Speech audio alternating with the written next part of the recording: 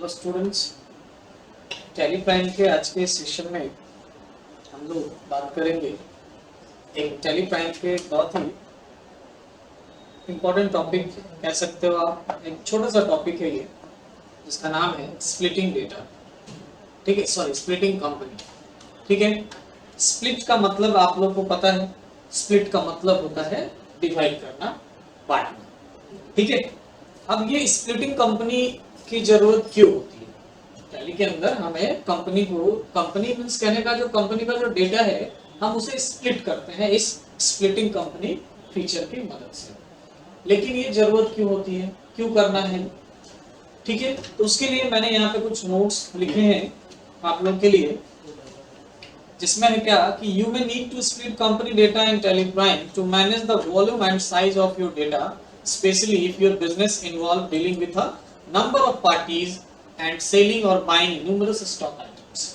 तो splitting company, जो company का जो डेटा स्प्लिट करना जो टैली प्राइम में हम लोग करते हैं, वो स्पेशली हम लोग अपने कंपनी के साइज के हिसाब से डेटा को मैनेज करने के लिए, जो वॉल्यूम और साइज है हमारे डेटा का। इन केस हमारे पास बहुत सारे डेटर क्रेडिटर है जिनके साथ हम सेल परचेज करते हैं, मतलब हमारे पास numerous thousands of stock items है जिनको हम डील करते हैं अपने डेटर क्रेडिटर के साथ। अब उस केस में क्या होता है ना कि हमारे पास इतना सारा डेटा हो जाता है कि हम वो डेटा बार बार जो है आगे कैरी नहीं कर सकते है, like specially in end of financial year. जैसे आगे कह रहा है कि if you have a practice of starting a fresh at the beginning of each financial, और मान लेते हर फाइनेंशियल ईयर में आप जो है एकदम बिल्कुल फ्रेश डेटा के साथ काम करना स्टार्ट करना चाहते हो कि हम जब भी फाइनेंशियल स्टार्ट करें तो एकदम बिल्कुल फ्रेश हो। पिछला वाला सारा जो बर्डन है, पिछला वाला जितना सारा डेटा है,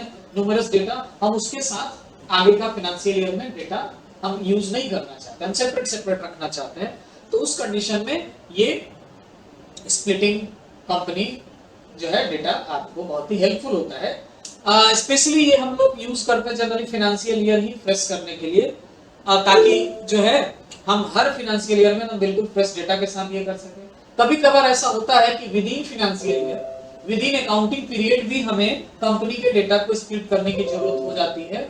जैसे क्या होता है कि सपोज हमने एंट्री यही से न्यूमरस एंट्रीज करना हो, डाटा मेंटेन करना हो, और हमने किसी ऐसे अकाउंटेंट को ये डेटा एंट्री का काम दे दिया या अकाउंटिंग का काम दे दिया जिसने एंट्री करते वक्त बहुत सारा एरर क्रिएट कर दिया है, बहुत सारी गलतियां कर दी है। और अब हम चाहते हैं कि जो गलती हुआ सो हुआ, जितने सारे मिस्टेक्स हुए जिस डेट तक टिल डेट तक हम वो मिस्टेक्स को बाद में चेंज करते रहेंगे, और हम अब जो नया एंट्री चाहते हैं वो बिल्कुल फ्रेश एंट्री हो, बिल्कुल विदाउट एनी एरर एंट्री करना चाहते हैं। तो वैसे कंडीशन में भी हम विद इन फाइनेंशियल ईयर भी अपना कंपनी डेटा स्प्लिट कर सकते हैं, है ना। जो भी डेटा मान लो सपोज करो हम अप्रैल से स्टार्ट हुआ फाइनेंशियल ईयर और हमने जुलाई तक का डेटा एंट्री किया हुआ, जुलाई तक में बहुत सारा एरर आ गया, बहुत सारा हमें जो है ना वो मिस्टेक्स मिल गया। अब हम चाहते हैं कि अगस्त से जब डेटा स्टार्ट करे तो बिल्कुल फ्रेश करे, और जो जुलाई तक का एरर हो गया वो धीरे धीरे बाद में हम उसमें जो भी एरर्स हैं उसको दूर करेंगे और उस मिस्टेक्स को खत्म करके और उससे सारे डेटा को हम फिर से सही करेंगे। लेकिन अगस्त से जो डेटा है हमारा वो बिल्कुल फ्रेश होके एंट्री होना चाहिए। तो हम वो इस तरह से स्प्लिट करना चाहे तो कर सकते हैं। जब आप डेटा स्प्लिट करते हो company data, Tally Prime help you separate data for each. ये तो गया while splitting the data in Tally Prime you may face some errors and you will need to resolve those to proceed further. अब जब आप कभी कभार ऐसा होगा कि आप जब डेटा कंपनी का डेटा स्प्लिट करोगे ना तो उसमें कुछ ना कुछ एरर आएंगे, तो उस एरर को आपको दूर करना होगा, रिजॉल्व करना होगा उस एरर को। और वो एरर ना आए उसके लिए सबसे पहले आपको क्या करना है, तो before you split the company the verify feature detect the error and allow you to make correction. तो आपको क्या है ना कि टैली प्राइम ना एक जो है वो वेरीफाई फीचर प्रोवाइड करता है, जिससे आप स्प्लिट करने से पहले अपने कंपनी के डेटा को वेरीफाई कर सकते हैं। इन केस अगर उसमें किसी तरह का कोई एरर है तो आप वहां पे करेक्शन कर सकते हैं और देन उसके बाद डेटा को स्प्लिट कर सकते हैं। अगर इन केस अगर कोई एरर आता है तो आपको देखो ऐसा कोई एरर आता है इस तरह का, तो उस एरर को दूर करने के लिए आपको करना क्या है, तो आपको एक tally.spl फाइल होता है जिसे आपको नोटपैड व्यू में ओपन करना होता है। और ये मिलेगा कहाँ? तो आप जब टैली इंस्टॉल करते हो तो टैली का जो पाथ होता है सी ड्राइव में या डी ड्राइव में जहां पे भी है, तो उस टैली पाथ को फॉलो करते हुए जाते हो तो आपका सारा कंपनी डेटा कहाँ स्टोर होता है? डेटा फोल्डर में, है ना। तो आपको उसी डेटा फोल्डर में जाना है और वहां से आपको tally.spl फाइल नोटपैड व्यू में ओपन कर लेना है। देन उसके बाद आपको जिस किसी लेजर या जिस किसी का क्लोजिंग बैलेंस वगैरह का ये एरर आता है, उस पर्टिकुलर लेजर को अपडेट कर लेंगे, पीरियड वगैरह ये सब, और देन उसके बाद आप डेटा स्प्लिट करोगे तो आपका इजीली डेटा स्प्लिट हो जाएगा। ठीक है, तो चलिए आइए देखते हैं हम लोग अपने कंपनी का डेटा स्प्लिट करके। चलते हैं टैली स्क्रीन पे। ये रहा हमारा टैली स्क्रीन जिसमें हमने पटना एंटरप्राइजेज में शुरू से काम करते आ रहे हैं। अब हम इसको स्प्लिट करना चाहते हैं, तो टैली का डेटा स्प्लिट करने के लिए टैली प्राइम में स्पेशली आपको यूज करना होता है ये डेटा टैब। ठीक है, डेटा टैब पे आप माउस क्लिक करो या फिर आप कीबोर्ड से ऑल्ट वाई प्रेस कर सकते हैं आप, और यहाँ पे देखिए थर्ड नंबर ऑप्शन होता है स्प्लिट का। आप इस थर्ड नंबर ऑप्शन पे आके एंटर प्रेस करोगे तो सबसे पहले आपको बोलता है वेरीफाई डेटा। अभी बताया मैंने डाटा वेरीफाई करने का ऑप्शन आता है कि आप कोई एरर ना आए, उससे पहले ही डेटा वेरीफाई हम लोग करते हैं। ठीक है, तो हम लोग इसको पहले वेरीफाई कर लेंगे। तो चलिए हम लोग सबसे पहले वेरीफाई डेटा पे क्लिक करके, और हम लोग ये देखो पटना एंटरप्राइजेस एंटर करेंगे। यस, अब ये डेटा वेरीफाई हो रहा है, नो एरर फाउंड का ये मैसेज आ गया, मतलब हमारे पास हमारे इस कंपनी डेटा में किसी तरह का कोई एरर नहीं है। अब इजीली इसे स्प्लिट कर सकते हैं। तो नाउ अब हम लोग चलेंगे वापस से डेटा मेनू में, स्प्लिट, और अब हम लोग क्या करेंगे? Split data. अब स्प्लिट करते टाइम कंपनी का नाम रहेगा पटना एंटरप्राइज जो कि मेन है, और आफ्टर स्प्लिटिंग हम लोग स्प्लिट कब से करना चाहते हैं? तो मैंने बताया कि जुलाई तक का हमारा डेटा एरर है, हम उसको छोड़ के अगस्त से हम नया फ्रेश करना चाहते हैं। तो यहाँ पे हम लोग 1/8/2021 ले लेंगे। अब देखो जैसे ही ये डेट लेंगे तो 1 अप्रैल से लेके 31 जुलाई तक का डेटा यहाँ पे देखो हमारे पास ये जो है ना स्प्लिट होने के बाद ये 2 कंपनी बन जाएगा। 2 कंपनी क्या बनेगा?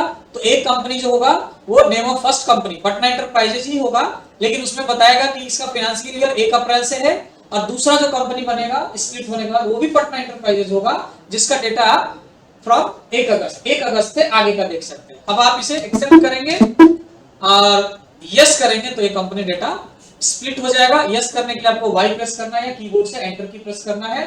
अब देखो ये स्प्लिट हो रहा है, डेटा प्रोग्रेस में है। प्रोग्रेस होने के बाद आप देखोगे तो पटना एंटरप्राइजेज जो मेन हमारा कंपनी होगा ना वो एक अलग आपको दिखेगा लिस्ट में, और जो स्प्लिट होने के बाद यहाँ देखिए आपके पास ये 2 डेटा आ गए, Patna enterprises from 1 April 21, Patna enterprises from 1 अगस्त 21। ये 2 डेटा अलग अलग हो गए। अब आप अगर इस पटना एंटरप्राइजेज पे आप जाओगे तो आप इसका बैलेंस शीट या प्रॉफिट लॉस देखो। बैलेंस शीट पे मैंने क्लिक किया, Alt F1। अब इसमें आपको जो डेटा दिखेगा Alt F2 करके चेक करो तो 1 अप्रैल से 31 मार्च 2022 तक का पूरा डेटा आप देख सकते हो। ठीक है, लेकिन जैसे ही आप यहाँ पे ओपन करोगे क्या पटना एंटरप्राइजेज 1 अप्रैल से 31 जुलाई तक ही दिखाएगा डेटा। तो हमने F3 की प्रेस किया और यहाँ से सेलेक्ट कर लिया फ्रॉम 1 अप्रैल पटना एंटरप्राइजेज, और इसके बैलेंस शीट में गए, Alt F1 किया, और अब देखो यहाँ पे एज एट कितना 31 जुलाई तक का है।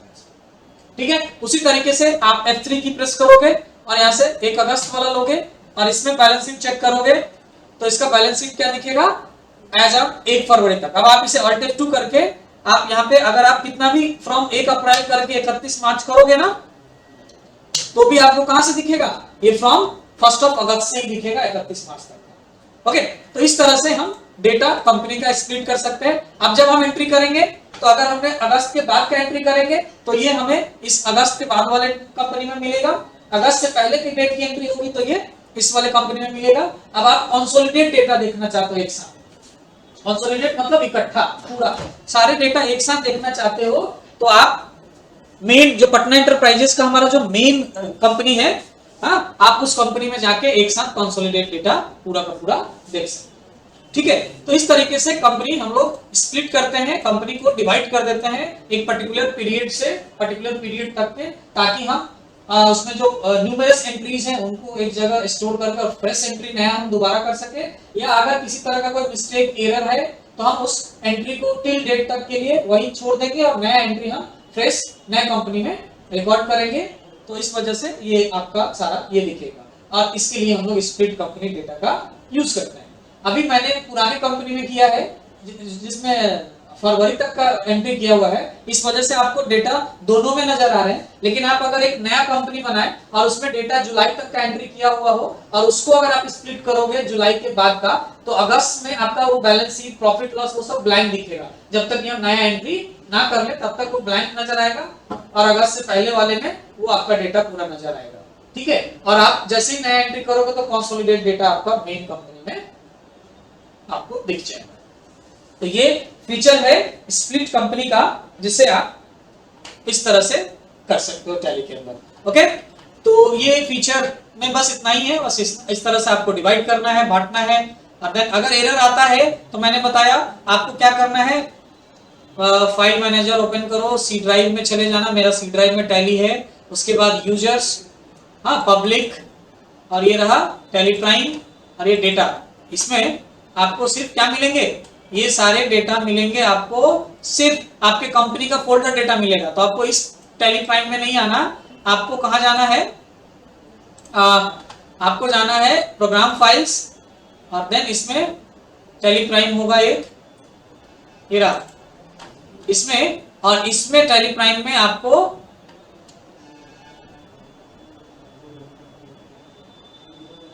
लैंक्स डेटा फोल्डर